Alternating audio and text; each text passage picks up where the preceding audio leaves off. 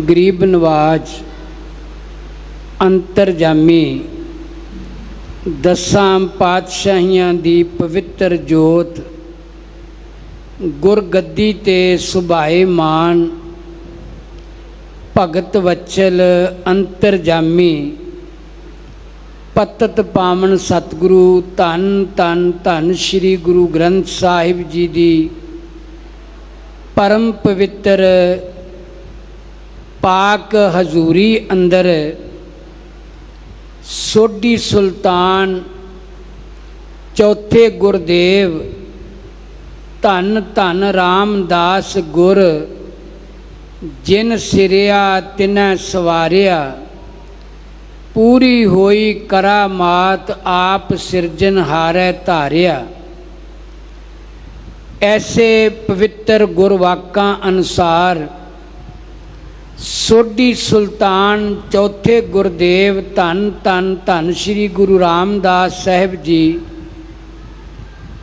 तिन्हां दे परम पवित्र अस्थान सचखंड श्री हरमंदर साहिब श्री दरबार साहिब श्री अमृतसर साहिब जी विखे दर्शन इशनान करन आईयां गुरु नानक नाम लेवा सिख संगतां माई भाई वड्डी गिनती विच पहुँच के आपां दर्शन दीदार सतगुरु जी दे करदे हां। दर्शन दीदारियां उपरंत पंचम गुरदेव बाणी के बोहित सतगुरु शहीदां दे सरताज चारे जागे चौ जुगी पंचायन आपे हुआ दे महावाका अनुसार धन धन श्री गुरु अर्जुन देव साहिब जी दे परम पवित्र स्थान गुरुद्वारा श्री मंजी साहिब दीवान स्थान विखे दिन दे पिछले पैर दे विशेष सुंदर दीवान सजदे ने।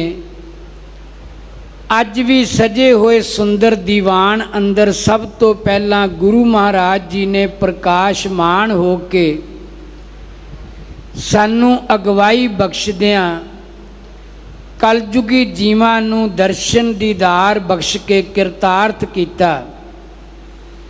सतगुरु जी दे सजे हुए दीवान अंदर गुरु रामदास पातशाह दे हजूरी कीर्तनियां ने गुरमुख गुर सिक्खां ने गुरबाणी दा कीर्तन करके संगत नू गुरु चरनां नाल जोड़िया। उपरंत ऐस वक्त गुर इतिहास दी कथा दा समा हुंदा है। गुरदेव जी ने तरस कीता है देश विदेश अंदर PTC सिमरन दे माध्यम राहीं जां श्रोमणी गुरुद्वारा प्रबंधक कमेटी दे चैनल राहीं YouTube राहीं फेसबुक राहीं साध संगत आपां घरां विच बैठ के भी श्रवण करदे हां।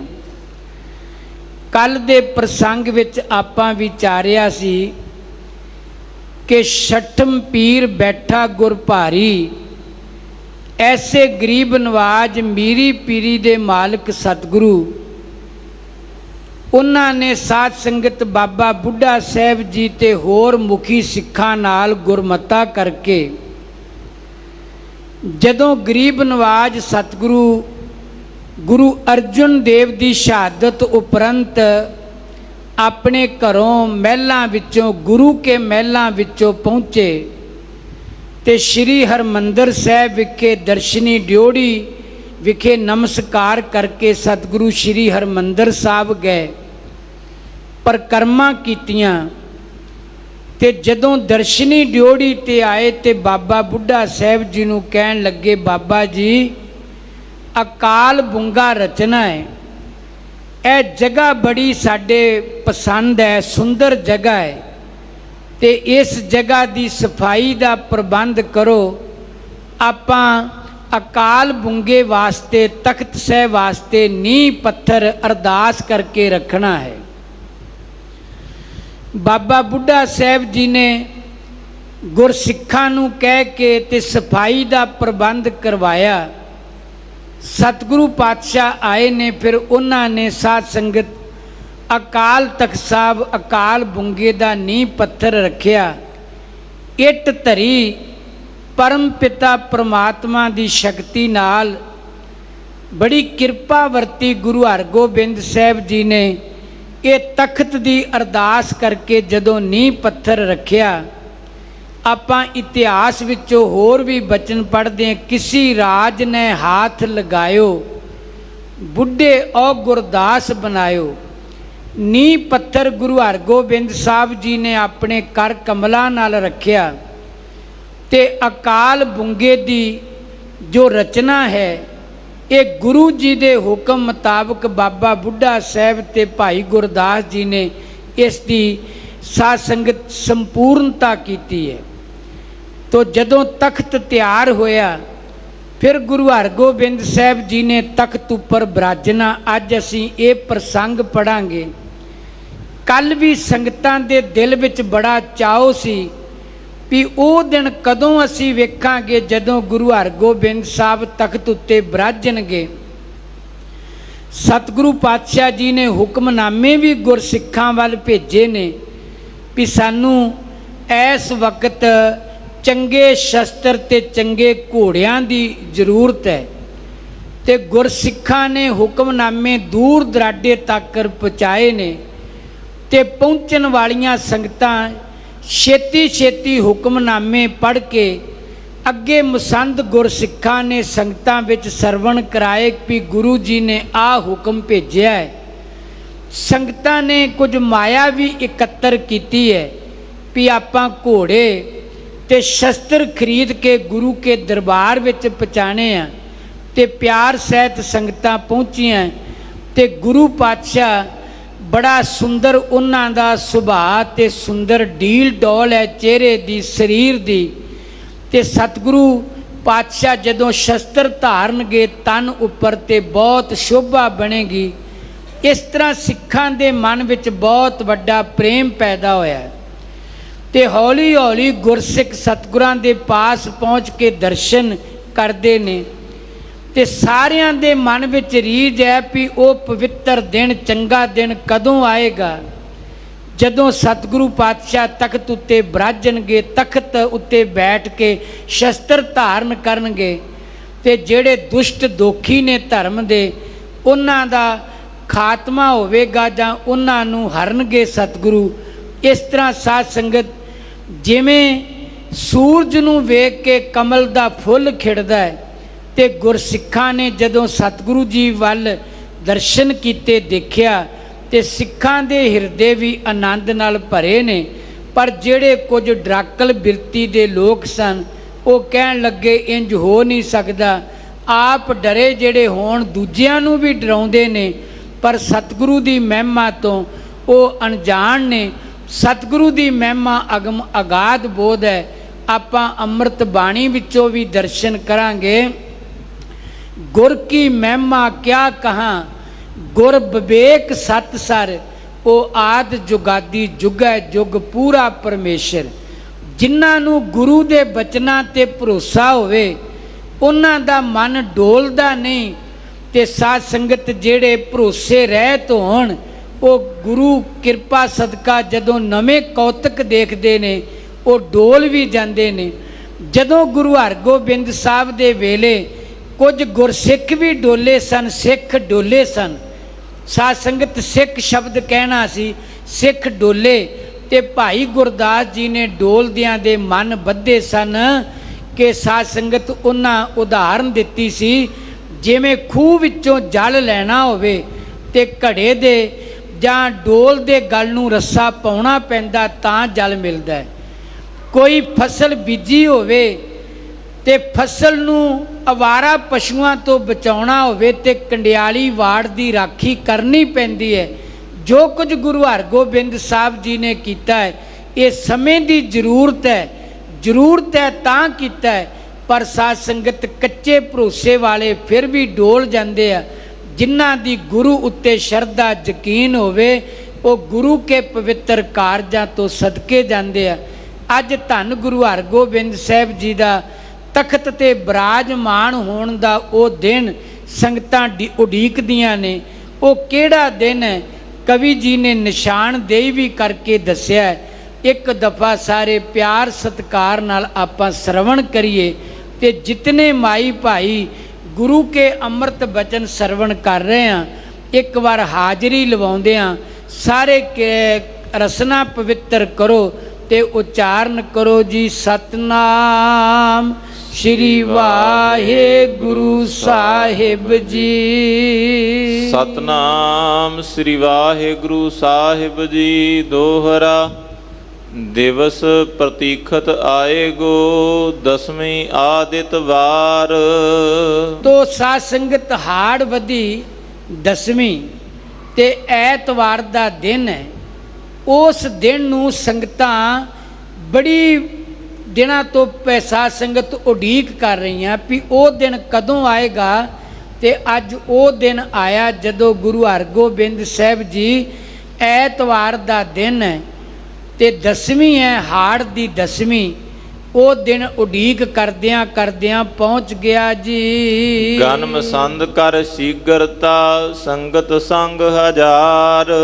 ਜਿਹੜੇ ਸਮੂਹ ਗੁਰੂ ਕੇ ਮਸੰਦ ਨੇ ਦੂਰ ਦਰੇਡੇ ਰਹਿ ਕੇ ਸਿੱਖੀ ਦਾ ਪ੍ਰਚਾਰ ਕਰਦੇ ਆ ਤੇ ਬੜੇ ਉੱਚੇ ਸੁੱਚੇ ਜੀਵਨ ਵਾਲੇ ਵੀ ਗੁਰਮੁਖ ਨੇ, ਉਹ ਬਹੁਤ ਛੇਤੀ ਜਦੋਂ ਸਤਿਗੁਰਾਂ ਦਾ ਹੁਕਮ ਪਹੁੰਚਾ, ਹੁਕਮਨਾਮਾ ਪਹੁੰਚਾ ਤੇ ਹਜ਼ਾਰਾਂ ਸੰਗਤਾਂ ਨੂੰ ਨਾਲ ਲੈ ਕੇ ਗੁਰੂ ਦਰਬਾਰ ਸ੍ਰੀ ਅੰਮ੍ਰਿਤਸਰ ਵੱਲ ਪਹੁੰਚ ਰਹੇ ਨੇ। ਚੌਪਈ ਚਲੋ ਪਿਖੈ ਉਤਸ਼ਾਹ ਵਿਸਾਲਾ। ਤੇ ਪਹੁੰਚਣ ਵਾਲੀਆਂ ਸੰਗਤਾਂ ਨੂੰ ਮਸੰਦ ਗੁਰਮੁਖਾਂ ਨੇ ਇੱਕ ਸੱਦਾ ਦਿੱਤਾ ਵੀ ਆਪਾਂ ਜਲਦੀ ਜਲਦੀ ਕਿਉਂ ਪਹੁੰਚਣਾ, ਇਸ ਕਰਕੇ ਕਿ ਚਲੋ ਭਾਈ ਸਤਿਗੁਰਾਂ ਦਾ ਤਖਤ ਉੱਤੇ ਬਿਰਾਜਮਾਨ ਹੋਣ ਦਾ ਜੋ ਸਮਾਂ ਹੈ ਉਹ ਬਹੁਤ ਛੇਤੀ ਨੇੜੇ ਪਹੁੰਚ ਗਿਆ ਜੀ। ਜਿਤ ਕਿਤ ਤੇ ਆਏ ਤਤਕਾਲਾ।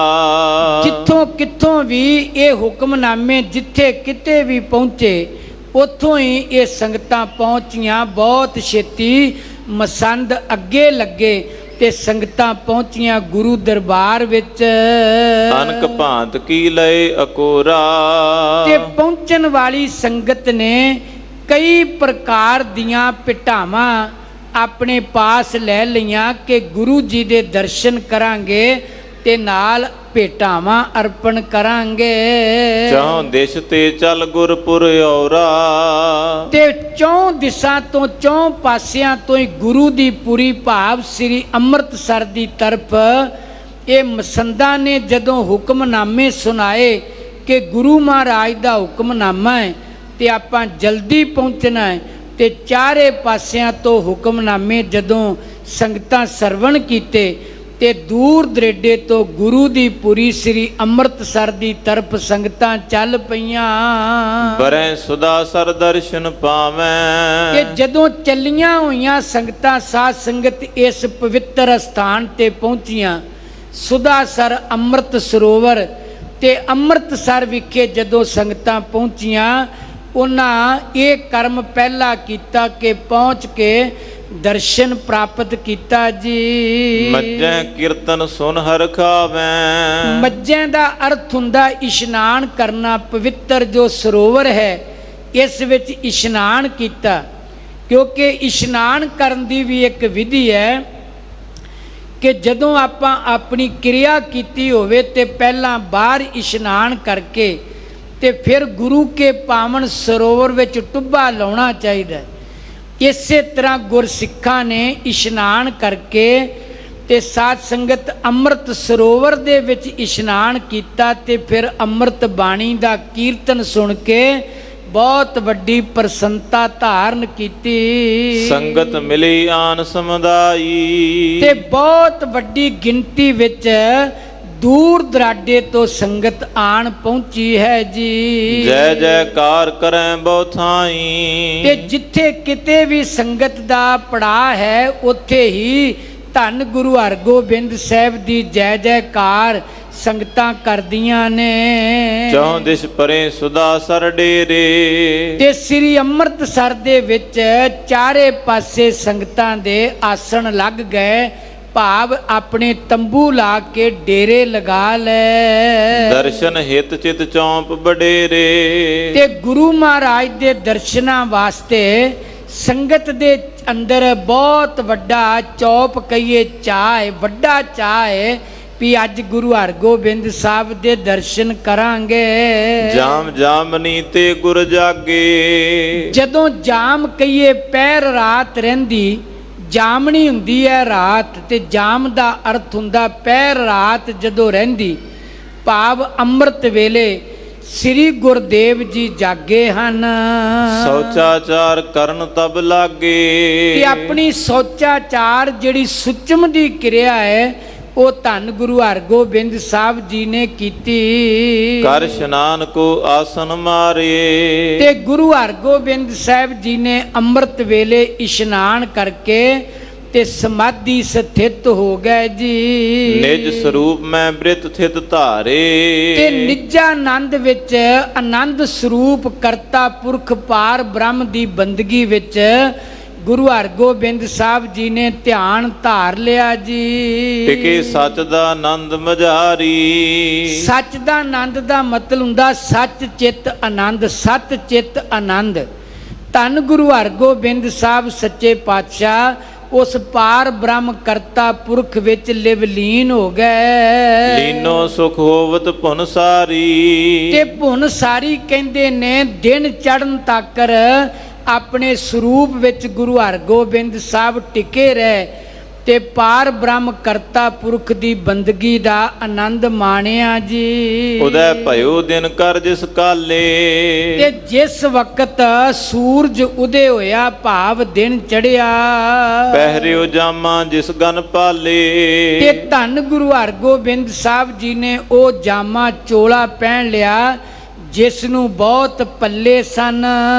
ਸਭ ਉਸਨੀਕ ਸੀਸ ਪਰ ਧਾਰੀ। ਤੇ ਧੰਨ ਗੁਰੂ ਹਰਗੋਬਿੰਦ ਸਾਹਿਬ ਜੀ ਨੇ ਆਪਣੇ ਸੀਸ ਉੱਪਰ ਸੁੰਦਰ ਦਸਤਾਰ ਜੋ ਬੜੀ ਸ਼ੋਭਾ ਪਾਉਂਦੀ ਹੈ, ਸਤਿਗੁਰਾਂ ਦੇ ਸੀਸ ਉੱਪਰ ਸਜੀ ਹੋਈ ਦਸਤਾਰ ਸ਼ੋਭਾ ਪਾਉਂਦੀ ਹੈ।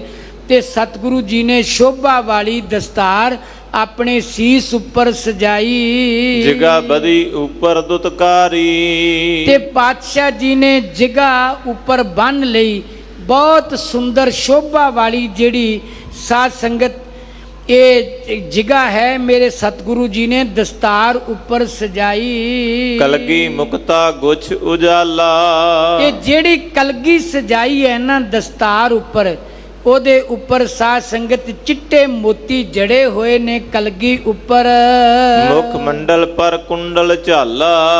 ਤੇ ਜਿਹੜਾ ਸਤਿਗੁਰਾਂ ਦਾ ਮੁਖ ਹੈ ਉਹ ਬਹੁਤ ਸ਼ੋਭਾ ਵਾਲੇ ਕੁੰਡਲਾਂ ਨਾਲ ਮਾਲਕ ਜੀ ਦਾ ਚਿਹਰਾ ਸ਼ੋਭਾ ਪਾਉਂਦਾ ਹੈ, ਭਾਵ ਬਹੁਤ ਸੋਹਣੇ ਲੱਗਦੇ ਸਤਿਗੁਰਾਂ ਜੀ ਦੇ ਮੁਖ ਉੱਪਰ।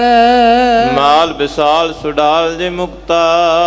ਜਿਹੜੀ ਪਾਤਸ਼ਾਹ ਜੀ ਦੇ ਕੋਲ ਵੱਡੀ ਮਾਲਾ ਹੈ ਉਹਦੇ ਮੋਤੀ ਵੀ ਬੜੇ ਸੁੰਦਰ ਰੰਗ ਦੇ ਨੇ। ਸਬਜੇ ਹੀਰਨ 400 ਯੁਗਤਾ। ਸਬਜੇ ਕਹੀਏ ਹਰੇ ਰੰਗ ਦੇ ਹੀਰਿਆਂ ਉੱਤੇ ਜੜੇ ਹੋਏ ਨੇ ਉਸ ਮਾਲਾ ਵਿੱਚ। ਨਵ ਰਤਨੇ ਪਹਿਰਤ ਸ਼ਬ ਪਾਏ। ਤੇ 9 ਰਤਨ ਸਤਿਗੁਰੂ ਜੀ ਨੇ ਤਨ ਉੱਤੇ ਪਹਿਰੇ ਨੇ ਤੇ 9 ਰਤਨਾਂ ਦੀ ਵੀ ਸਤਿਗੁਰਾਂ ਦੇ ਪਹਿਨਣ ਨਾਲ ਸ਼ੋਭਾ ਬਣੀ ਹੈ। ਜਨ ਨਵ ਗ੍ਰਹਿ ਤਿਸ ਕੇ ਮਿਸ ਆਏ। ਮਾਨੋ ਉਹਨਾਂ 9 ਰਤਨਾਂ ਦੇ ਨਾਲ ਜਿਹੜੇ 9 ਗ੍ਰਹਿ ਨੇ ਉਹ ਸਤਿਗੁਰੂ ਜੀ ਨੂੰ ਜਾਂ ਇੰਜ ਕਹਿ ਲੋ 9 ਰਤਨਾਂ ਨੂੰ 9 ਗ੍ਰਹਿ ਮਿਲਣ ਵਾਸਤੇ ਆਏ ਹੋਣ। ਅੰਗਦ ਸੁੰਦਰ ਸ਼ੋਭਤ ਜਾਹਰ। ਅੰਗਦ ਕਹੀਏ ਸਰੀਰ ਨੂੰ ਤੇ ਸੁੰਦਰ ਕਹੀਏ ਸ਼ੋਭਾ ਵਾਲੀ ਤੇ ਸੋਭਤ ਸੋਹਣਾ ਤੇ ਜ਼ਾਹਰ ਸਤਿਗੁਰਾਂ ਦੇ ਤਨ ਉੱਪਰ ਪਹਿਨੇ ਹੋਏ ਜਿਹੜੇ ਬਸਤਰ ਨੇ ਉਹ ਬਹੁਤ ਸ਼ੋਭਾ ਪਾਉਂਦੇ ਜੀ। ਜਬਰ ਜੇਵ ਜਿਨ ਜਰੇ ਜਵਾਹਰ। ਤੇ ਸਤਿਗੁਰਾਂ ਦੇ ਤਨ ਉੱਪਰ ਪਹਿਨੇ ਹੋਏ ਬਸਤਰ ਜਿਹੜੇ ਨੇ ਉਹਨਾਂ ਉੱਪਰ ਬੜੇ ਜਵਾਹਰ ਜੜੇ ਹੋਏ ਨੇ ਤੇ ਜਿਹੜੇ ਬੜੀ ਸ਼ੋਭਾ ਜੇਬ ਕਹੀਏ ਸ਼ੋਭਾ ਨੂੰ ਤੇ ਜ਼ਬਰ ਕਹੀਏ ਉੱਪਰ ਨੂੰ ਉੱਪਰ ਜੜੇ ਹੋਏ ਬੜੀ ਸ਼ੋਭਾ ਪਾਉਂਦੇ ਨੇ। ਕੰਕਣ ਕੰਚਨ ਕੇ ਖਚ ਹੀਰੇ। ਜਿਹੜੇ ਕੰਗਣ ਨੇ ਸੋਨੇ ਦੇ ਕੰਗਣ ਉਹਨਾਂ ਨੂੰ ਵੀ ਹੀਰੇ ਆਦਿਕ ਜੜੇ ਹੋਏ ਨੇ ਜੀ। ਸ਼ਾਬ ਛਲਾਇਨ ਸ਼ਬ ਗੰਭੀਰੇ। ਸਤਿਗੁਰਾਂ ਨੇ ਆਪਣੇ ਤਨ ਉੱਪਰ ਜਿੰਨੇ ਵੀ ਇਹ ਬਸਤਰ ਕਹਿ ਲੋ, ਹੋਰ ਸਾਧ ਸੰਗਤ ਗਹਿਣੇ ਆਦਿਕ ਨੇ, ਉਹ ਬੜੇ ਸ਼ੋਭਾ ਵਾਲੇ ਲੱਗਦੇ ਨੇ ਜੀ। ਇਮ ਸਤਿਗੁਰ ਸ਼ੋਭਤ ਸ਼ੁਭ ਅੰਗ। ਇਸ ਤਰ੍ਹਾਂ ਧੰਨ ਗੁਰੂ ਹਰਗੋਬਿੰਦ ਸਾਹਿਬ ਜੀ ਦੇ ਪਹਿਨੇ ਹੋਏ ਬਹੁਤ ਅੰਗਾਂ ਤੇ ਉਹਨਾਂ ਦੀ ਸ਼ੋਭਾ ਬਣਦੀ ਹੈ ਜੀ। ਸਤਿਗੁਰੂ ਪਾਤਸ਼ਾਹ ਤੇ ਆਪ ਹੀ ਵੱਡੀ ਸ਼ੋਭਾ ਵਾਲੇ ਹੈ। ਸਤਿਗੁਰਾਂ ਦੇ ਤਨ ਉੱਪਰ ਕੋਈ ਵੀ ਜਦੋਂ ਚੀਜ਼ ਬਸਤਰ ਆਦਿਕ ਜਾਂ ਗਹਿਣੇ ਆਦਿਕ ਧਾਰਨ ਕਰਦੇ ਨੇ, ਉਹਨਾਂ ਦੀ ਵੀ ਸ਼ੋਭਾ ਬਣ ਜਾਂਦੀ ਜੀ। ਬਸਤਰ ਵਿਭੂਖਨ ਉੱਤਮ ਸੰਗ। ਤੇ ਸਤਿਗੁਰਾਂ ਦੇ ਜਿਹੜੇ ਬਸਤਰ ਨੇ, ਗਹਿਣੇ ਆਦਿਕ ਨੇ, ਬੜੇ ਉੱਤਮ ਨੇ, ਜਿਹੜੇ ਪਹਿਨੇ ਹੋਏ ਨੇ ਆਪਣੇ ਅੰਗਾਂ ਨਾਲ। ਗਇਓ ਮੇਵਰੋ ਸੰਗਤ ਸਾਰੀ। ਇੱਧਰ ਸਤਿਗੁਰੂ ਸਾਹਿਬ ਜੀ ਨੇ ਜਦੋਂ ਆਪਣੀ ਤਿਆਰੀ ਕੀਤੀ ਹੈ, ਮਾਲਕ ਜੀ ਤਿਆਰ ਬਰ ਤਿਆਰ ਹੋਏ ਨੇ, ਤੇ ਸਤਿਗੁਰਾਂ ਦਾ ਹੁਕਮ ਪਾ ਕੇ ਮੇਵੜਾ ਜਿਹੜਾ ਗੁਰਮੁਖ ਹੈ ਉਹ ਸਾਰੀ ਸੰਗਤ ਦੇ ਪਾਸ ਗਿਆ ਜੀ, ਜਿੱਥੇ ਜਿੱਥੇ ਸੰਗਤਾਂ ਠਹਿਰੀਆਂ ਨੇ। ਲਿਓ ਦਰਸ਼ਨ ਸੁਧ ਕੀਨ ਹਕਾਰੀ। ਉੱਚੀ ਪੁਕਾਰ ਕੇ ਗੁਰਸਿੱਖ ਨੇ ਆਖਿਆ, ਭਾਈ ਹੁਣ ਦਰਸ਼ਨ ਕਰਨ ਦਾ ਸਮਾਂ ਆ ਗਿਆ ਤੇ ਮੈਂ ਤੁਹਾਨੂੰ ਸੁਧ ਇਹ ਖਬਰ ਦੇਣ ਵਾਸਤੇ ਆਇਆ ਹਾਂ। ਉੱਚੀ ਪੁਕਾਰ ਕੇ ਤੁਹਾਨੂੰ ਕਿਹਾ ਹੈ ਵੀ ਚਲੋ ਭਾਈ ਤੁਸੀਂ ਵੀ ਤਿਆਰੀ ਕਰੋ ਤੇ ਸਤਿਗੁਰੂ ਸਾਹਿਬ ਜੀ ਦੇ ਦਰਸ਼ਨ ਕਰੋ। ਚੌਕ ਦਰਸ਼ਨੀ ਪੌਰ ਅਗਾਰੀ। ਤੇ ਗੁਰੂ ਜੀ ਦਾ ਹੁਕਮ ਇਹ ਹੈ ਵੀ ਜਿੱਥੇ ਦਰਸ਼ਨੀ ਡਿਓੜੀ ਦਾ ਵਿਹੜਾ ਹੈ ਨਾ, ਉੱਥੇ ਤੁਸੀਂ ਪਹੁੰਚ ਜਾਓ, ਅੱਗੇ ਹੀ ਪਹੁੰਚ ਜਾਓ, ਫਿਰ ਸਤਿਗੁਰੂ ਸਾਹਿਬ ਪਹੁੰਚ ਕੇ ਆਪ ਜੀ ਨੂੰ ਦਰਸ਼ਨ ਦੇਣਗੇ। ਪਹੁੰਚੋ ਤੈ ਸਗਰੇ ਨਰ ਨਾਰੀ। ਜਿੰਨੀਆਂ ਵੀ ਸੰਗਤਾਂ ਜਿੱਥੋਂ ਕਿੱਥੋਂ ਵੀ ਕੋਈ ਪਹੁੰਚਿਆ ਹੈ, ਸਾਰੇ ਦਰਸ਼ਨ ਕਰੋ ਚੱਲ ਕੇ ਭਾਈ, ਤੇ ਦਰਸ਼ਨੀ ਡਿਓੜੀ ਦੇ ਵਿਹੜੇ ਵਿੱਚ ਦਰਵਾਜ਼ੇ ਤੇ ਪਹੁੰਚ ਜਾਓ। ਸਤਿਗੁਰ ਦਰਸੋ ਬਾਂਛਤ ਪਾਵੋ। ਤੇ ਤੁਸੀਂ ਉੱਥੇ ਪਹੁੰਚ ਕੇ, ਕਿਉਂਕਿ ਗੁਰੂ ਹਰਗੋਬਿੰਦ ਸਾਹਿਬ ਜੀ ਨੇ ਉੱਥੇ ਪਹੁੰਚ ਕੇ ਤੁਹਾਨੂੰ ਦਰਸ਼ਨ ਬਖਸ਼ਣਗੇ, ਤੇ ਸਤਿਗੁਰਾਂ ਦਾ ਦਰਸ਼ਨ ਕਰਕੇ ਜੋ ਵੀ ਮਨ ਇੱਛਤ ਪਦਾਰਥ ਹੈ ਉਹਨੂੰ ਪ੍ਰਾਪਤ ਕਰੋ। ਜੋ ਆਨੀ ਗੁਰ ਕਾਰ ਚੜਾਵੋ। ਤੇ ਜੋ ਵੀ ਤੁਸੀਂ ਭਾਈ ਕਾਰ ਭੇਟਾ ਲੈ ਕੇ ਪਹੁੰਚੇ ਹੋ, ਉਹ ਗੁਰੂ ਕੇ ਚਰਨਾਂ ਵਿੱਚ ਚੜਾਉਣਾ ਕਰੋ, ਭਾਵ ਭੇਟਾ ਕਰੋ। ਸੁਨ ਸੁਨ ਸੰਗਤ ਕਰ ਚਿਤ ਚਾਊ। ਇਹ ਜਦੋਂ ਗੁਰਮੁਖ ਮੇਵੜੇ ਪਾਸੋਂ ਇਹ ਬਚਨ ਸੁਣੇ ਵੀ ਸਤਿਗੁਰੂ ਦਰਸ਼ਨੀ ਡਿਓੜੀ ਦੇ ਕੋਲ ਪਹੁੰਚ ਰਹੇ ਨੇ, ਤੇ ਸੰਗਤ ਨੇ ਜਦੋਂ ਵੀ ਜਿਹੜੇ ਗੁਰਮੁਖਾਂ ਨੇ ਬਚਨ ਸੁਣਿਆ, ਜਿੱਥੇ ਜਿੱਥੇ ਸੰਗਤ ਠਹਿਰੀ ਹੋਈ ਹੈ, ਭਾਵ ਪੜਾ ਹੈ ਸੰਗਤ ਦਾ, ਜਦੋਂ ਸੁਨੇਹਾ ਦਿੱਤਾ ਭਾਈ ਮੇਵੜਾ ਸਿੱਖ ਜੀ ਨੇ, ਗੁਰੂ ਕਾ ਜਦੋਂ ਸੰਦੇਸ਼ ਦਿੱਤਾ, ਤੇ ਸੁਣ ਕੇ ਸਾਰਿਆਂ ਦੇ ਚਿੱਤ ਵਿੱਚ ਬਹੁਤ ਵੱਡੀ ਦਰਸ਼ਨਾਂ ਦੀ ਇੱਛਾ ਪ੍ਰਬਲ ਹੋਈ। ਬਸਤਰ ਵਿਭੂਖਨ ਪਹਿਰ ਸੁਹਾਊ। ਤੇ ਕਹਿਣ ਲੱਗੇ, ਗੁਰਸਿੱਖ ਨੇ ਕਿਹਾ ਸਤਿਗੁਰਾਂ ਨੇ ਬਸਤਰ ਵੀ ਪਹਿਨ ਲਏ ਨੇ, ਤੇ ਤੁਸੀਂ ਵੀ ਤਿਆਰੀ ਕਰ ਲਓ, ਤੇ ਭਾਈ ਸਤਿਗੁਰਾਂ ਦੇ ਪਹੁੰਚਣ ਤੋਂ ਪਹਿਲਾਂ ਉੱਥੇ ਪਹੁੰਚ ਜਾਓ ਜੀ। ਸਗਰੇ ਆਏ ਥਿਰੇ ਤਿਸ ਥਾਨ। ਉਸ ਮੇਵੜੇ ਸਿੱਖ ਤੋਂ ਸੁਣ ਕੇ, ਕਿਉਂਕਿ ਦਿਲ ਵਿੱਚ ਬੜਾ ਚਾਅ ਹੈ, ਅੱਜ ਗਰੀਬ ਨਵਾਜ ਸਤਿਗੁਰੂ ਦੇ ਦਰਸ਼ਨ ਕਰਨੇ। ਗੁਰੂ ਕਾ ਸਿੱਖ ਹੋਵੇ ਤੇ ਦਰਸ਼ਨ ਕਰਨ ਦਾ ਚਾਅ ਕਿਉਂ ਨਾ ਬਣੇ। ਜਦੋਂ ਗੁਰੂ ਕਾ ਦਰਸ਼ਨ ਕਰੀਦਾ ਹੈ ਤੇ ਸਾਧ ਸੰਗਤ ਚਿੱਤ ਜਿਹੜਾ ਖਿੜ ਜਾਂਦਾ ਹੈ। ਆਪਾਂ ਪਾਵਨ ਬਾਣੀ ਦੇ ਬਚਨ ਵੀ ਪੜ੍ਹਦੇ ਹਾਂ, ਨਾਨਕ ਭਗਤਾਂ ਸਦਾ ਵਿਗਾਸ, ਸੁਣਿਆ ਦੁਖ ਪਾਪ ਕਾ ਨਾਸ। ਜਦੋਂ ਸੁਰਤ ਦੁਆਰਾ ਗੁਰੂ ਦਾ ਨਾਮ, ਗੁਰੂ ਦੇ ਦਰਸ਼ਨ ਹੁੰਦੇ ਨੇ, ਤੇ ਚਿੱਤ ਜਿਹੜਾ ਇਹ ਖਿੜ ਜਾਂਦਾ ਹੈ, ਮਨ ਬਾਗੋ ਬਾਗ ਹੋ ਜਾਂਦਾ ਹੈ। ਇਸ ਤਰ੍ਹਾਂ ਜਦੋਂ ਗੁਰਸਿੱਖਾਂ ਨੇ ਮੇਵੜੇ ਜੀ ਪਾਸੋਂ ਸੁਣਿਆ, ਤੇ ਬਹੁਤ ਵੱਡਾ ਉਹਨਾਂ ਦੇ ਚਿੱਤ ਵਿੱਚ ਚਾਅ ਪੈਦਾ ਹੋ ਗਿਆ, ਤੇ ਉਹ ਸਿੱਖ ਨੇ ਕਿਹਾ ਜੀ ਜਲਦੀ ਕਰੋ, ਸਾਰੇ ਤੁਸੀਂ ਉੱਥੇ ਉਸ ਥਾਂ ਤੇ ਪਹੁੰਚ ਜਾਓ, ਇਹ ਦਰਸ਼ਨੀ ਡਿਓੜੀ ਦੇ ਪਾਸ ਵਿਹੜੇ ਵਿੱਚ। ਚਾਹਤ ਦੇ ਦਰਸ਼ ਗੁਰਿਆਨ। ਤੇ ਤੁਸੀਂ ਗੁਰੂ ਦੇ ਦਰਸ਼ਨਾਂ ਦੀ ਚਾਹਨਾ ਰੱਖਦੇ ਹੋ, ਤੇ ਗੁਰੂ ਸਾਹਿਬ ਦਰਸ਼ਨ ਦੇਣ ਵਾਸਤੇ ਪਹੁੰਚ ਰਹੇ ਨੇ। ਕਿਤਨੇ ਮੈਂ ਸ੍ਰੀ ਹਰਿ ਗੋਬਿੰਦ, ਗੁਰਸਿੱਖ ਸੁਨੇਹਾ ਦੇ ਰਿਹਾ ਤੇ ਸੰਗਤਾਂ ਤਿਆਰ ਬਰ ਤਿਆਰ ਨੇ। ਉਹਨਾਂ ਦਾ ਚਾਓ ਜਿਹੜਾ ਝੱਲਿਆ ਨਹੀਂ ਜਾਂਦਾ, ਭਾਵ ਚਾਓ ਮਿਉਂਦਾ ਨਹੀਂ, ਬੜਾ ਮਨ ਵਿੱਚ ਚਾਓ ਹੈ। ਅੱਜ ਕਰਮਾਂ ਵਾਲਾ ਦਿਨ ਹੈ, ਧੰਨ ਗੁਰੂ ਹਰਗੋਬਿੰਦ ਸਾਹਿਬ ਦੇ ਦਰਸ਼ਨ ਕਰਕੇ ਆਪਣਾ ਜਨਮ ਮਰਨ ਦਾ ਵੱਡਾ ਦੁੱਖ ਮੁਕਾ ਲੈਣਾ। ਸੋ ਕਹੋ ਟਲ ਗੁਰ ਸੇਵੀਐ, ਅਹਨਸ ਸਹਿਜ ਸੁਭਾਏ, ਦਰਸ਼ਨ ਪਰਸਿਐ ਗੁਰੂ ਕੈ ਜਨਮ ਮਰਨ ਦੁੱਖ ਜਾਏ। ਤੋ ਸਾਧ ਸੰਗਤ, ਗੁਰੂ ਦੇ ਦਰਸ਼ਨਾਂ ਵਿੱਚ ਹੀ ਬੜੀਆਂ ਵੱਡੀਆਂ ਬਰਕਤਾਂ ਹੈ। ਤੇ ਗੁਰੂ ਦੇ ਸਿੱਖ ਜਿਹੜੇ ਚਾਹੁੰਦੇ ਨੇ ਦਰਸ਼ਨ ਕਰਨ ਦੀ, ਉਹ ਮੰਗ ਲੈ ਕੇ ਬੈਠੇ ਆ। ਗੁਰਸਿੱਖ ਨੇ ਕਿਹਾ, ਭਾਈ ਗੁਰੂ ਸਾਹਿਬ ਪਹੁੰਚਣ ਵਾਲੇ ਆ, ਤੇ ਇੰਨੇ ਸਮੇਂ ਵਿੱਚ ਧੰਨ ਗੁਰੂ ਹਰਗੋਬਿੰਦ ਸਾਹਿਬ ਸੱਚੇ ਪਾਤਸ਼ਾਹ ਪਹੁੰਚ ਗਏ। ਆਏ ਬਨ ਕੈ ਛੈਲ ਬਿਲੰਦ, ਤੇ ਗੁਰੂ ਹਰਗੋਬਿੰਦ ਸਾਹਿਬ ਪਾਤਸ਼ਾਹ ਦੀ ਜਿਹੜੀ ਸ਼ੋਭਾ ਹੈ, ਇਹ ਬਹੁਤ ਵੱਡੀ ਸ਼ੋਭਾ ਹੈ, ਕਿਉਂਕਿ ਉਹਨਾਂ ਦਾ ਸਾਧ ਸੰਗਤ ਸੁੰਦਰਤਾ ਵੀ ਪਾਰ ਬ੍ਰਹਮ ਕਰਤਾ ਪੁਰਖ ਵਾਹਿਗੁਰੂ ਵੱਲੋਂ ਬਹੁਤ ਵੱਡੀ ਹੈ। ਪਾਤਸ਼ਾਹ ਜਵਾਨ ਕਿਤਨੇ ਵੱਡੇ, ਸਰੀਰ ਦੀ ਢੀਲ ਡੋਲ ਕਿਤਨੀ ਸੁੰਦਰ ਮਨ ਨੂੰ ਮੋਹਦੀ ਹੈ। ਤੇ ਪਾਤਸ਼ਾਹ ਵੱਡੀ ਗਿਣਤੀ ਵਿੱਚ ਉਸ ਥਾਂ ਤੇ ਤਿਆਰ ਬਰ ਤਿਆਰ ਹੋ ਕੇ ਜਦੋਂ ਸੰਗਤਾਂ ਤੱਕ ਸੁਨੇਹਾ ਲੱਗਾ ਤੇ ਸਤਿਗੁਰੂ ਦਰਸ਼ਨੀ ਡਿਓੜੀ ਕੋਲ ਪਹੁੰਚ ਗਏ। ਸਿੱਖਣ ਚੱਖ ਚਕੋਰ ਕੇ ਚੰਦ, ਤੇ ਹੁਣ ਕਵੀ ਜੀ ਉਦਾਹਰਨ ਦਿੰਦੇ ਨੇ ਵੀ ਸਿੱਖਾਂ ਦੇ ਜਿਹੜੇ ਚੱਖ ਕਹੀਏ ਨੇਤਰ, ਸਿੱਖਾਂ ਦੇ ਨੇਤਰ ਰੂਪੀ ਚਕੋਰ ਦੇ ਜਿਹੜੇ ਆਪਣੇ ਚੰਦਰਮਾ, ਭਾਵ ਚਕੋਰ ਦੇ ਚੰਦਰਮਾ, ਦਿਨ ਕਰ ਮਨੋ ਬਦਨ ਅਰਬਿੰਦ।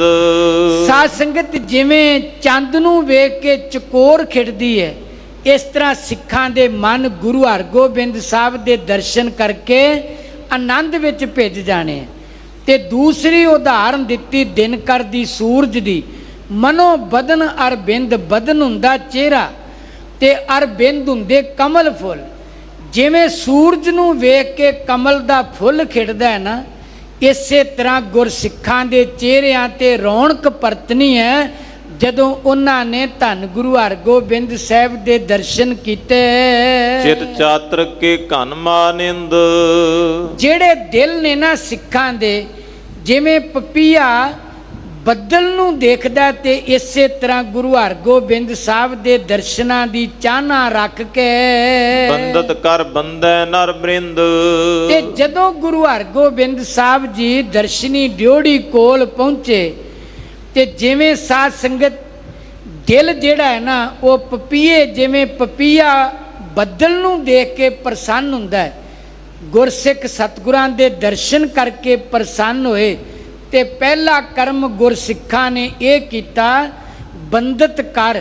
ਕਰ ਕਹਿੰਦੇ ਹੱਥਾਂ ਨੂੰ, ਤੇ ਬੰਦਤ ਹੁੰਦਾ ਬੰਨ ਲੈਣੇ, ਹੱਥ ਜੋੜ ਲੈਣੇ। ਦੋਵੇਂ ਹੱਥ ਜੋੜ ਕੇ ਤੇ ਸਮੂਹ ਗੁਰਮੁਖ ਮਾਈ ਭਾਈ ਜੀ ਨੇ ਧੰਨ ਗੁਰੂ ਹਰਗੋਬਿੰਦ ਸਾਹਿਬ ਨੂੰ ਬੰਦੈ ਕਹੀਏ ਬੰਦਨਾ ਕੀਤੀ। ਫਰਸ਼ ਵਿਸਾਲ ਭਇਓ ਰੰਗਦਾਰ, ਤੇ ਜਿਹੜਾ ਸੰਗਤਾਂ ਦੇ ਵਾਸਤੇ ਬੈਠਣ ਵਾਸਤੇ ਗੁਰੂ ਕੇ ਤਖਤ ਨਾਲੋਂ ਜਿਹੜੀ ਜਗ੍ਹਾ ਸੰਗਤਾਂ ਦੇ ਬੈਠਣ ਵਾਸਤੇ ਤਿਆਰ ਕੀਤੀ ਹੈ, ਉਹ ਫਰਸ਼ ਜਿਹੜਾ ਬਹੁਤ ਵੱਡੀ ਗਿਣਤੀ ਵਾਲਾ ਤੇ ਰੰਗਦਾਰ ਫਰਸ਼ ਵਿਛਾਇਆ ਗੁਰਸਿੱਖਾਂ ਨੇ। ਗੁਰ ਕੋ ਰਚਿਓ ਸਿੰਘਾਸਣ ਚਾਰ, ਤੇ ਉਸ ਰੰਗਦਾਰ ਫਰਸ਼ ਉੱਤੇ ਗੁਰੂ ਕਾ ਸਿੰਘਾਸਣ ਚਾਰ ਕਹੀਏ ਸੁੰਦਰ ਨੂੰ। ਸਿੰਘਾਸਣ ਚਾਰ ਸੁੰਦਰ ਜਿਹੜਾ ਸਤਿਗੁਰੂ ਜੀ ਦਾ ਤਖਤ ਸਿੰਘਾਸਣ ਹੈ, ਉਹ ਗੁਰੂ ਜੀ ਦੇ ਬੈਠਣ ਵਾਸਤੇ ਬਿਰਾਜਮਾਨ ਹੋਣ ਵਾਸਤੇ ਰਚਿਆ ਜੀ, ਤਿਆਰ ਕੀਤਾ। ਬ੍ਰਿਧ ਗੁਰਦਾਸ ਬਾਮ ਗੁਰਦਾਏ, ਇੱਧਰ ਧੰਨ ਗੁਰੂ ਹਰਗੋਬਿੰਦ ਸਾਹਿਬ ਦੇ ਖੱਬੇ ਤੇ ਸੱਜੇ ਪਾਸੇ ਬ੍ਰਿਧ ਕਹੀਏ ਬਾਬਾ ਬੁੱਢਾ ਸਾਹਿਬ ਜੀ, ਤੇ ਗੁਰਦਾਸ ਦਾ ਮਤਲਬ ਭਾਈ ਗੁਰਦਾਸ ਸਾਹਿਬ ਜੀ, ਤੇ ਹੋਰ ਅਰ ਦਾ ਅਰਥ ਹੈ ਹੋਰ ਗੁਰਸਿੱਖ ਜਿਹੜੇ ਮੁਖੀ ਮਸੰਦ ਨੇ, ਉਹ ਖੱਬੇ ਤੇ ਸੱਜੇ ਪਾਸੇ ਗੁਰੂ ਹਰਗੋਬਿੰਦ ਸਾਹਿਬ ਜੀ ਦੇ। ਅਪਰ ਮਸੰਦ ਸਿੱਖ ਸਮੁਦਾਏ, ਹੋਰ ਮਸੰਦ ਤੇ ਬਾਕੀ ਸਮੂਹ ਸਿੱਖ ਉਹ ਬਾਬਾ ਬੁੱਢਾ ਸਾਹਿਬ ਤੇ ਭਾਈ ਗੁਰਦਾਸ ਜੀ ਦੇ ਨਾਲ ਖੱਬੇ ਸੱਜੇ ਗੁਰੂ ਹਰਗੋਬਿੰਦ ਸਾਹਿਬ ਜੀ ਦੀ ਪਾਵਨ ਹਜ਼ੂਰੀ ਵਿੱਚ ਨਿਜ ਮਹਿਲਣ ਤੇ ਚੱਲ ਕਰ ਆਏ। ਤੇ ਗੁਰੂ ਜੀ ਜਦੋਂ ਆਪਣੇ ਮਹਿਲਾਂ ਤੋਂ ਗੁਰੂ ਕੇ ਮਹਿਲਾਂ ਤੋਂ ਭਾਈ ਤਿਆਰ ਬਰ ਤਿਆਰ ਹੋ ਕੇ ਸੰਗਤਾਂ ਨੂੰ ਦਰਸ਼ਨ ਦੇਣ ਵਾਸਤੇ ਚੱਲ ਕਰਕੇ ਆਏ ਨੇ। ਔਰ ਦਰਸ਼ਨੀ ਸੀਸ ਨਿਵਾਏ। ਤੇ ਗੁਰੂ ਹਰਗੋਬਿੰਦ ਸਾਹਿਬ ਨੇ ਦਰਸ਼ਨੀ ਡਿਓੜੀ ਵਿੱਚ ਪਹੁੰਚ ਕੇ ਤੇ ਧੰਨ ਗੁਰੂ ਰਾਮਦਾਸ ਪਾਤਸ਼ਾਹ ਜੀ ਸ੍ਰੀ ਹਰਿਮੰਦਰ ਸਾਹਿਬ ਵਿੱਚ ਸੀਸ ਨਵਾਇਆ। ਦਰਸ਼ਨੀ ਡਿਓੜੀ ਪਹੁੰਚ ਕੇ ਪੁਨ ਹਰ ਮੰਦਰ ਸੁੰਦਰ ਗਏ। ਤੇ ਫਿਰ ਦਰਸ਼ਨੀ ਡਿਓੜੀ ਵਿੱਚ ਨਮਸਕਾਰ ਕਰਕੇ ਤੇ ਗੁਰੂ ਹਰਗੋਬਿੰਦ ਸਾਹਿਬ ਸੱਚੇ ਪਾਤਸ਼ਾਹ ਸ੍ਰੀ ਹਰਿਮੰਦਰ ਸਾਹਿਬ ਗਏ ਨੇ ਜੀ। ਦਰਸ਼ਨ ਲੈ ਅਬ ਬੰਦਨ ਕੀਏ। ਤੇ ਸ੍ਰੀ ਹਰਿਮੰਦਰ ਸਾਹਿਬ ਦੇ ਦਰਸ਼ਨ ਕਰਕੇ ਤੇ ਬਹੁਤ ਵੱਡਾ ਗੁਰੂ ਹਰਗੋਬਿੰਦ ਸਾਹਿਬ ਜੀ ਨੇ ਸਤਿਕਾਰ ਭੇਟਾ ਕੀਤਾ। ਪੁਨਹ ਪ੍ਰਦਰਸ਼ਨ ਕਰ ਚੱਲ ਆਏ। ਤੇ ਫਿਰ ਗੁਰੂ ਹਰਗੋਬਿੰਦ ਸਾਹਿਬ ਜੀ ਨੇ ਪਰਿਕਰਮਾ ਕੀਤੀਆਂ ਸ੍ਰੀ ਹਰਿਮੰਦਰ ਸਾਹਿਬ ਜੀ ਦੀਆਂ। ਥਲ ਅਕਾਲ ਬੁੰਗੇ ਥਿਤ ਪਾਏ। ਤੇ ਫਿਰ ਉਸ ਥਾਂ ਤੇ ਹਰਿਮੰਦਰ ਸਾਹਿਬ ਦੇ ਦਰਸ਼ਨ ਕਰਕੇ ਪਹੁੰਚ ਗਏ ਜਿੱਥੇ ਅੱਜ ਸ੍ਰੀ ਅਕਾਲ ਤਖਤ ਸਾਹਿਬ ਹੈ। ਪਹਿਲਾਂ ਇਸ ਦਾ ਨਾਮ ਅਕਾਲ ਬੁੰਗਾ ਸੀ, ਜਿੱਥੇ ਸਤਿਗੁਰੂ ਜੀ ਨੇ ਤਿਆਰੀ ਕਰਵਾ ਕੇ ਨੀਂਹ ਪੱਥਰ ਰਖਵਾ ਕੇ ਤਿਆਰੀ ਹੋਈ ਹੈ ਤੇ ਗੁਰੂ ਜੀ ਨੇ ਤਖਤ ਤੇ ਬਿਰਾਜਣਾ ਹੈ।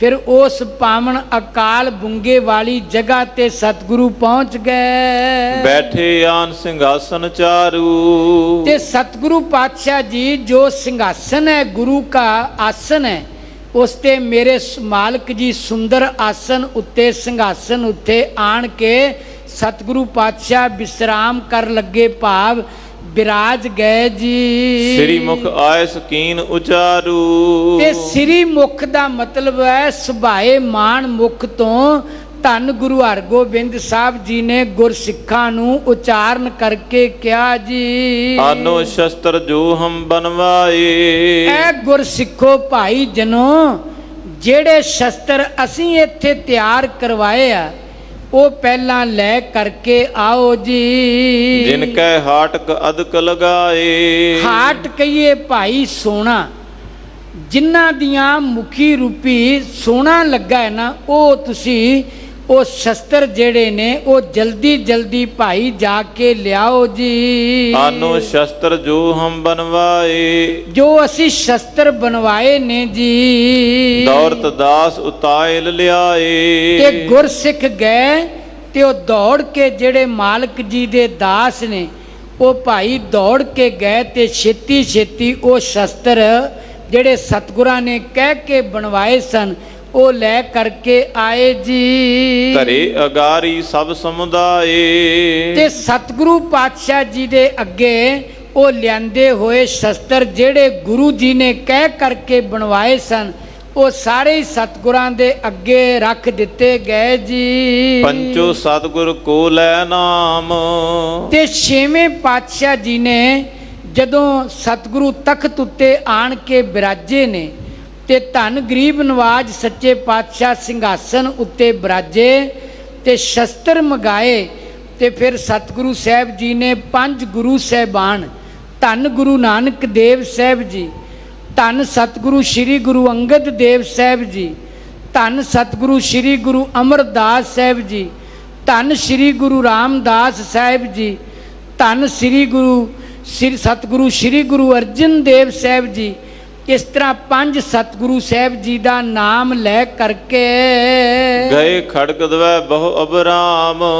ਗਹਿ ਦਾ ਅਰਥ ਹੁੰਦਾ ਪਕੜ ਕੇ, ਖੜਗ ਕਹੀਏ ਸ੍ਰੀ ਸਾਹਿਬਾਂ ਦਵੈ ਦੋ, ਬਹੁ ਅਬਰਾਮ ਜੋ ਬਹੁਤੀਆਂ ਸੁੰਦਰ ਕਿਰਪਾਨਾਂ ਨੇ।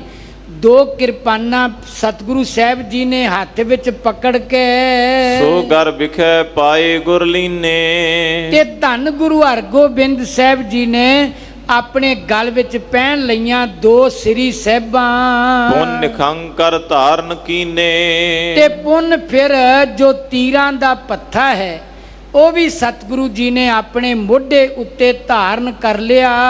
ਘਰ ਮੈਂ ਪਾਏ ਸੋ ਕਟ ਸੰਗ ਬਾਂਦਾ।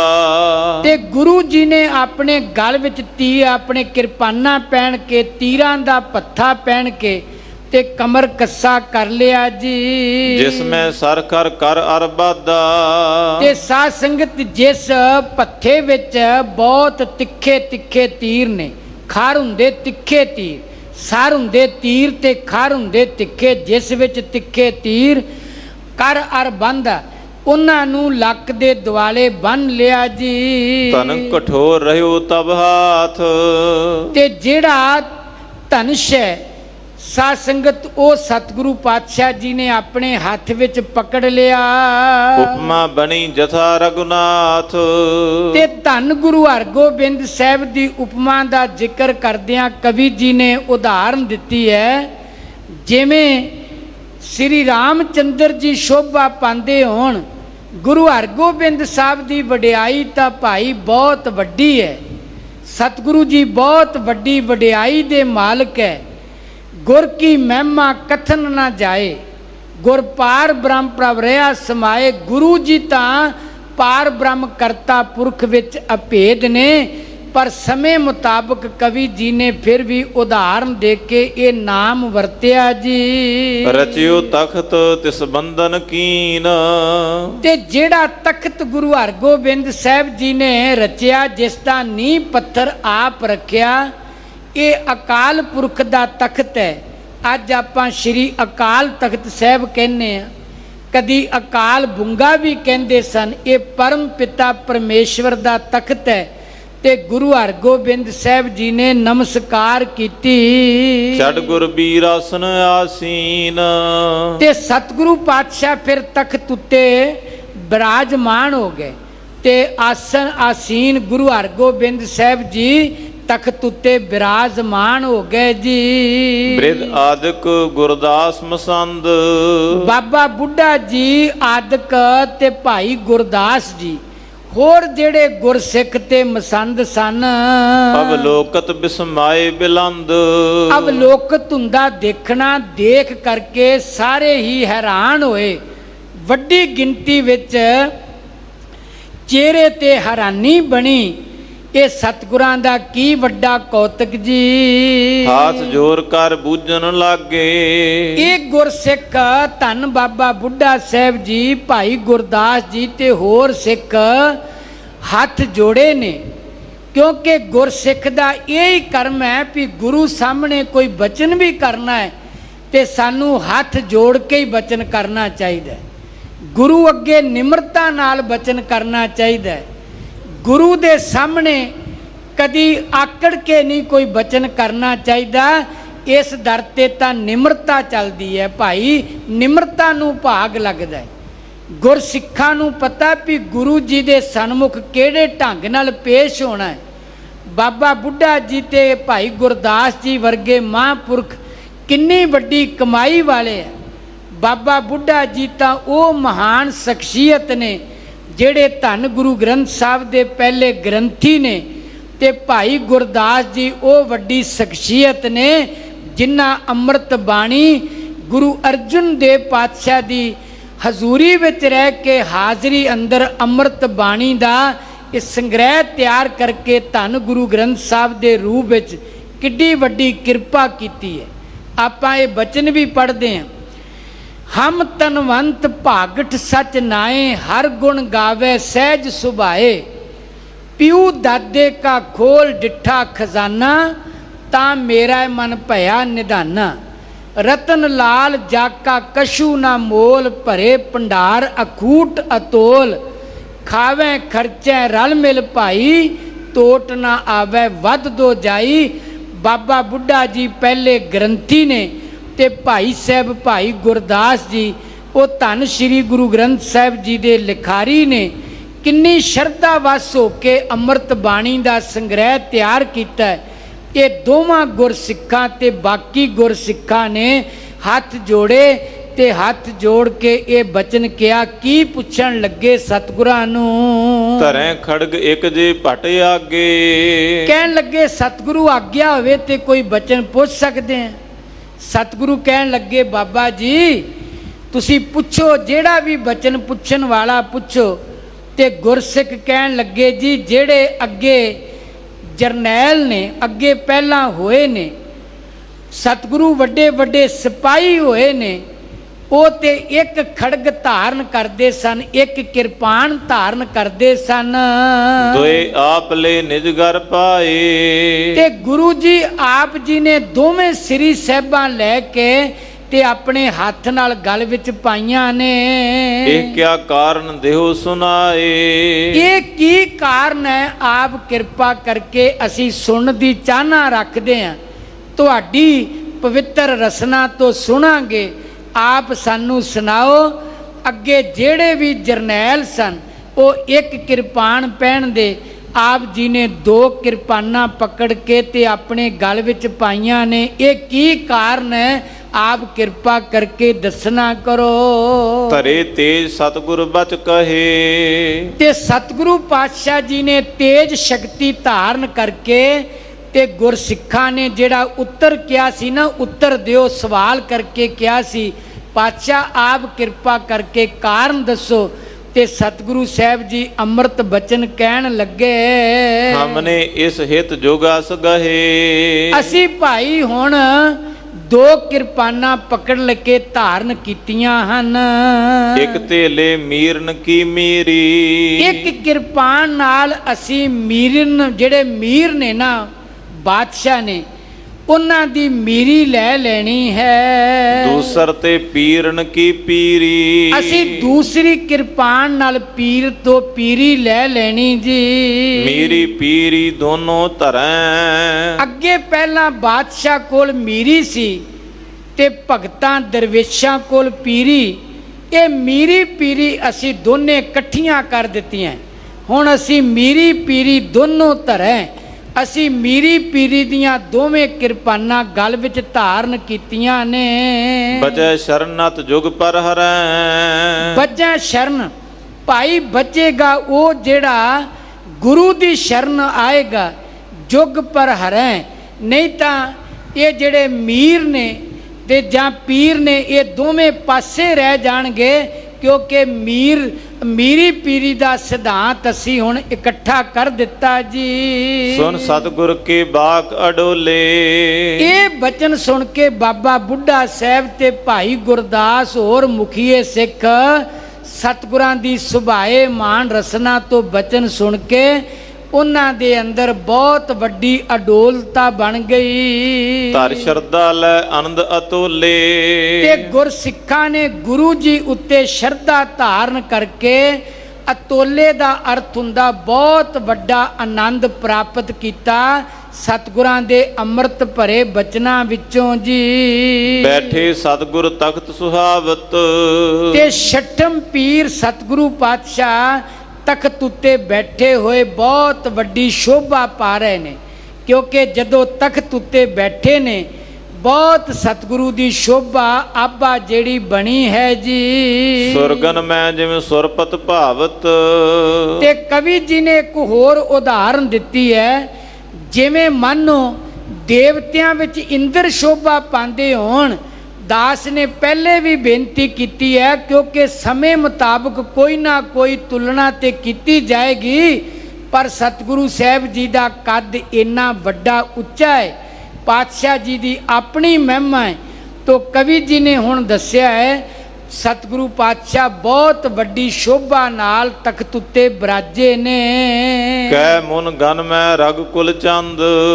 ਜਿਵੇਂ ਸ੍ਰੀ ਰਾਮ ਚੰਦਰ ਜੀ ਸ਼ੋਭਾ ਪਾਉਂਦੇ ਹੋਣ ਦੇਵਤਿਆਂ ਵਿੱਚ, ਤੇ ਗੁਰਸਿੱਖਾਂ ਵਿੱਚ ਬੈਠੇ ਸਤਿਗੁਰੂ ਪਾਤਸ਼ਾਹ ਜੀ ਦੀ ਆਪਣੀ ਅਲੌਕਿਕ ਸ਼ੋਭਾ ਹੈ। ਕਹਿ ਜਾਦਵ ਮੈਂ ਕ੍ਰਿਸ਼ਨ ਬਿਲੰਦ। ਫਿਰ ਕਵੀ ਜੀ ਨੇ ਉਦਾਹਰਨ ਦਿੱਤੀ ਹੈ ਵੀ ਜਿਵੇਂ ਜਾਦਵਾਂ ਵਿੱਚ ਸ਼੍ਰੀ ਕ੍ਰਿਸ਼ਨ ਜੀ। ਹੇਰ ਹੇਰ ਇਮ ਉਪਮਾ ਗਾਵਤ। ਇਸੇ ਤਰ੍ਹਾਂ ਗੁਰੂ ਹਰਗੋਬਿੰਦ ਸਾਹਿਬ ਗੁਰਸਿੱਖਾਂ ਵਿੱਚ ਬੈਠੇ ਬਹੁਤ ਵੱਡੀ ਸ਼ੋਭਾ ਵਾਲੇ, ਤੇ ਜਦੋਂ ਤਖਤ ਉੱਤੇ ਸਤਿਗੁਰੂ ਬਿਰਾਜੇ ਨੇ ਤੇ ਗੁਰਸਿੱਖ ਹੇਰ ਹੇਰ ਹੁੰਦਾ ਵੇਖ ਵੇਖ ਕੇ ਇਮ ਉਪਮਾ ਗਾਵਤ।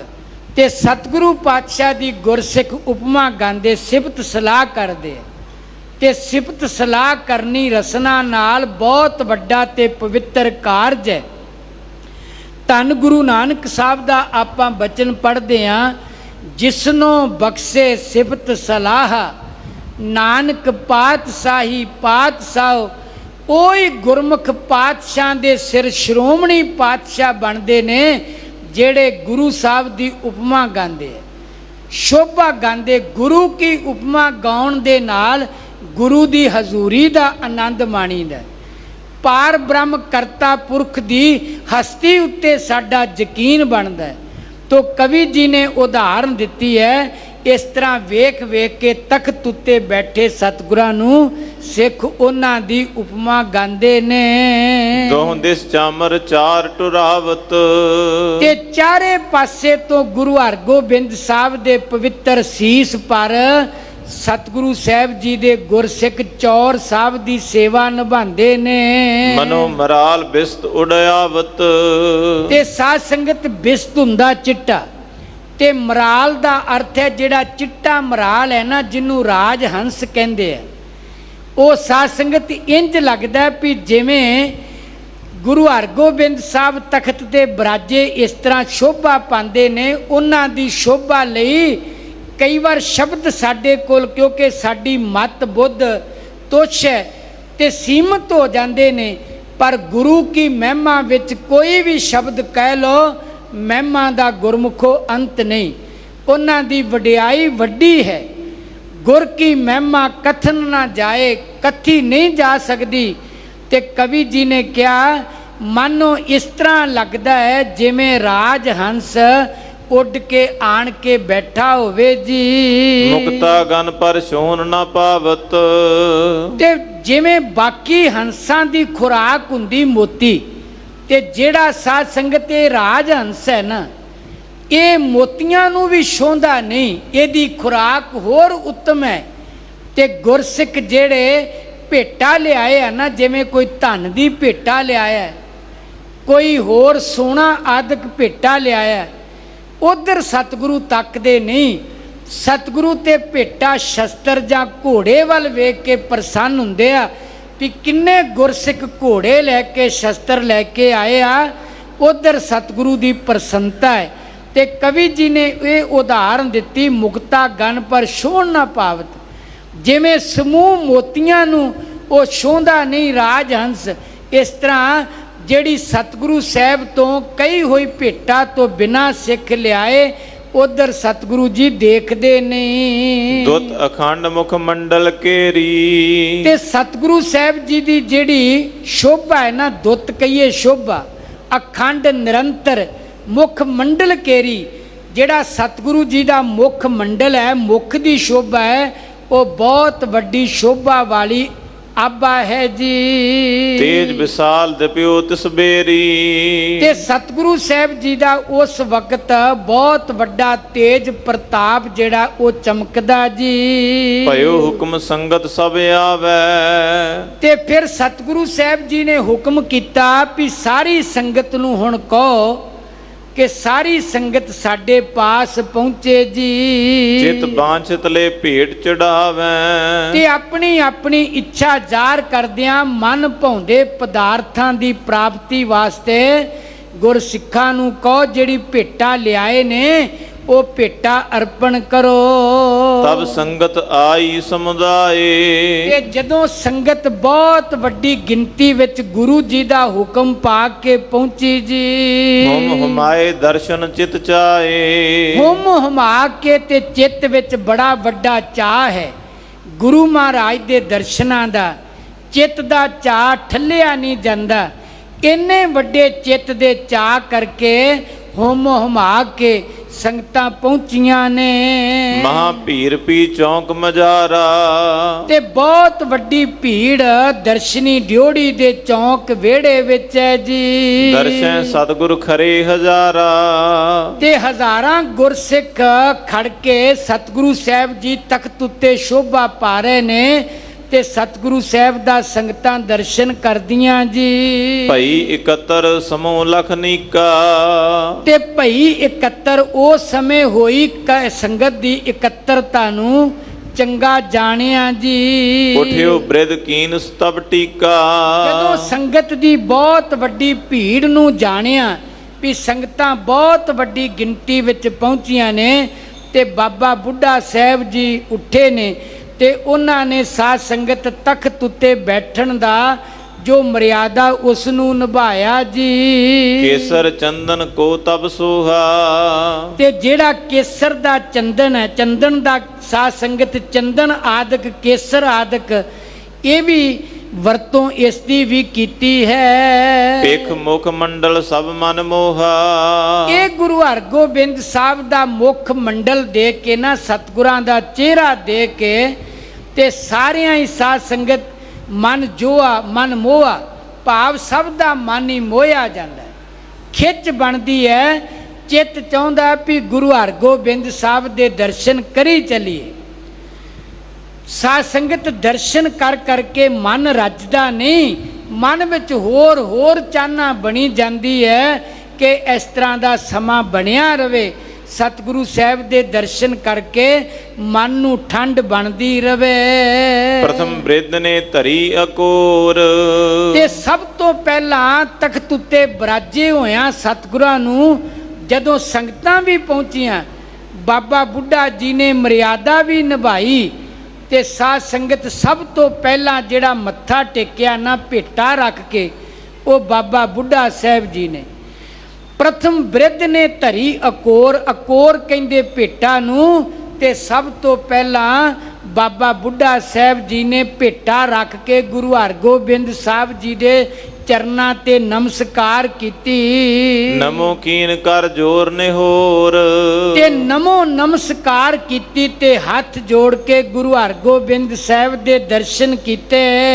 ਬਹਰੋ ਨਿਕਟ ਜੇ ਰਹਿ ਮਸੰਦ, ਤੇ ਮੁੜ ਕੇ ਬਾਅਦ ਵਿੱਚ ਸਾਧ ਸੰਗਤ ਜੋ ਮਸੰਦ ਸਨ, ਗੁਰੂ ਕੇ ਪ੍ਰਚਾਰਕ ਸਨ, ਸੰਗਤਾਂ ਵਿੱਚ ਵਿਚਰ ਕੇ ਗੁਰੂ ਕਾ ਸੰਦੇਸ਼ ਦੇਣ ਵਾਲੇ, ਫਿਰ ਉਹਨਾਂ ਮਸੰਦ ਗੁਰਮੁਖਾਂ ਨੇ ਧਰੈ ਭੇਟ ਬੰਦਤ ਕਰ ਬੰਦ, ਉਹਨਾਂ ਵੀ ਹੱਥ ਬੰਨ ਕੇ ਤੇ ਗੁਰੂ ਹਰਗੋਬਿੰਦ ਸਾਹਿਬ ਦੇ ਚਰਨਾਂ ਤੇ ਉਹਨਾਂ ਮਸੰਦ ਗੁਰਮੁਖਾਂ ਨੇ ਵੀ ਮਸਨਦ ਗੁਰਮੁਖਾਂ ਨੇ ਨਮਸਕਾਰ ਕੀਤੀ, ਮੱਥਾ ਟੇਕਿਆ।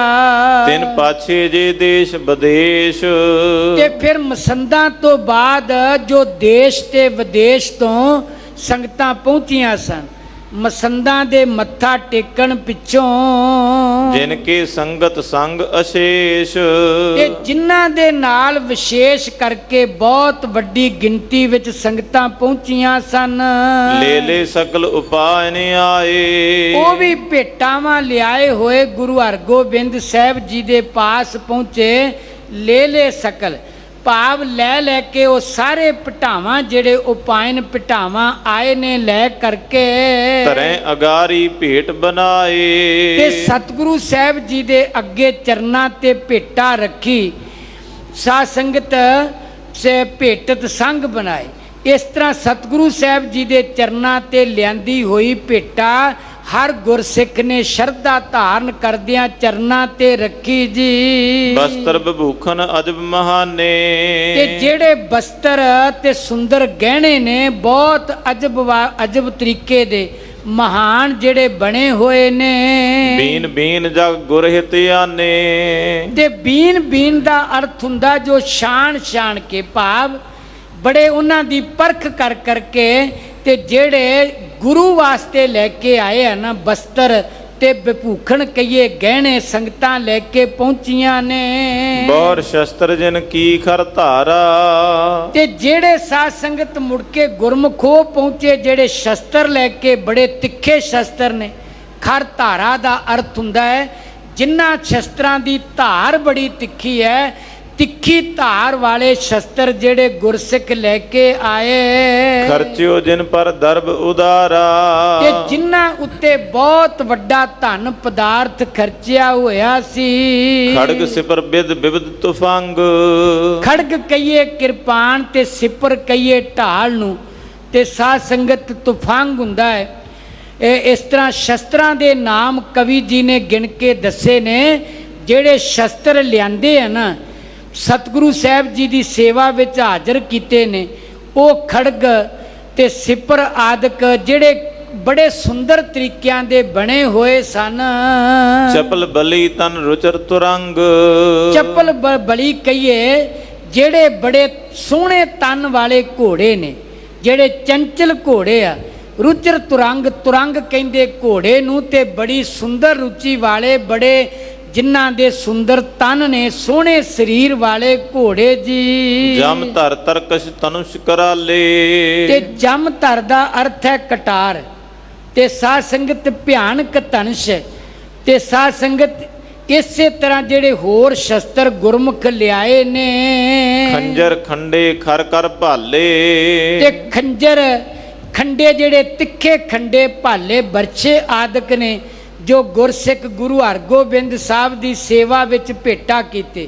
ਕਿਉਂਕਿ ਸਤਿਗੁਰਾਂ ਦਾ ਸ਼ਸਤਰਾਂ ਨਾਲ ਕਿੰਨਾ ਵੱਡਾ ਪਿਆਰ ਹੈ, ਆਪ ਵੀ ਕਹਿ ਕੇ ਸ਼ਸਤਰ ਤਿਆਰ ਕਰਵਾਏ ਤੇ ਗੁਰਸਿੱਖਾਂ ਨੂੰ ਵੀ ਹੁਕਮਨਾਮੇ ਭੇਜੇ ਵੀ ਵਧੀਆ ਸ਼ਸਤਰ ਤੇ ਘੋੜੇ ਲੈ ਕੇ ਪਹੁੰਚੋ। ਫਿਰ ਸਾਧ ਸੰਗਤ ਜਵਾਨੀ ਸਤਿਗੁਰਾਂ ਦੇ ਚਰਨਾਂ ਵਿੱਚ ਭੇਟਾ ਹੋਈ। 52 ਸਿੱਖਾਂ ਦਾ ਅਸੀਂ ਜ਼ਿਕਰ ਪੜਾਂਗੇ, ਜਿਹੜੇ ਨਗਰ ਸੁਰ ਸਿੰਘ ਅੱਜ ਕੱਲ੍ਹ ਤਰਨ ਤਾਰਨ ਜ਼ਿਲ੍ਹੇ ਵਿੱਚੋਂ ਬਾਬਾ ਬਿਧੀ ਚੰਦ ਸਾਹਿਬ ਲੈ ਕੇ ਆਏ।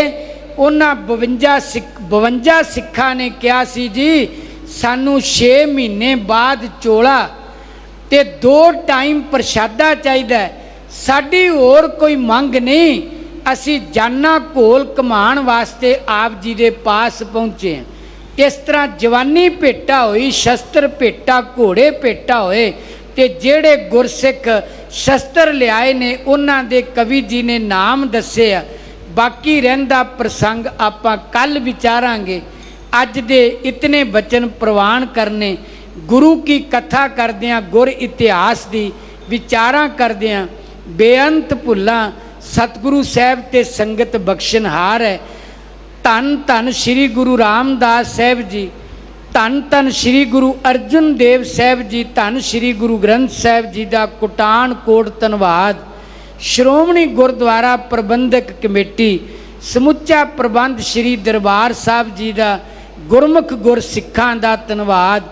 ਅੱਜ ਗੁਰੂ ਨਾਨਕ ਸਾਹਿਬ ਦੇ ਮਹਾਨ ਗੁਰਸਿੱਖ ਭਾਈ ਸਾਹਿਬ ਭਾਈ ਲਾਲੋ ਸਾਹਿਬ ਜੀ ਦਾ ਸਾਧ ਸੰਗਤ ਦਿਹਾੜਾ ਮਨਾਉਂਦਿਆਂ ਸ਼੍ਰੋਮਣੀ ਗੁਰਦੁਆਰਾ ਪ੍ਰਬੰਧਕ ਕਮੇਟੀ ਵੱਲੋਂ ਇਸ ਪਵਿੱਤਰ ਸਥਾਨ ਤੇ ਬਹੁਤ ਵੱਡੇ ਸਮਾਗਮ ਰਚ ਕੇ ਤੇ ਭਾਈ ਲਾਲੋ ਸਾਹਿਬ ਜੀ ਜਿਨ੍ਹਾਂ ਨੇ ਗੁਰੂ ਨਾਨਕ ਸਾਹਿਬ ਦੀ ਸੰਗਤ ਕੀਤੀ ਤੇ 7 ਵਾਰ ਉਹਨਾਂ ਦਾ ਧੰਨ ਗੁਰੂ ਗ੍ਰੰਥ ਸਾਹਿਬ ਵਿੱਚ ਜ਼ਿਕਰ ਆਇਆ ਹੈ, ਜੈਸੀ ਮੈਂ ਆਵੇ ਖਸਮ ਕੀ ਬਾਣੀ ਤੈਸੜਾ ਕਰੀ ਗਿਆਨ ਵੇ ਲਾਲੋ।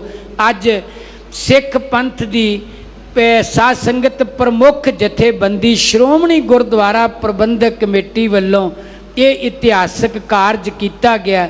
ਸਤਿਗੁਰੂ ਪਾਤਸ਼ਾਹ ਸੇਵਾ ਦਰ ਪ੍ਰਵਾਨ ਕਰਨ, ਪੰਥ ਦੀ ਚੜ੍ਹਦੀ ਕਲਾ ਹੋਵੇ, ਪੰਥ ਤੇਰੇ ਦੀਆਂ ਗੂੰਜਾਂ ਜੁਗੋ ਜੁਗ ਪੈਂਦੀਆਂ ਰਹਿਣ।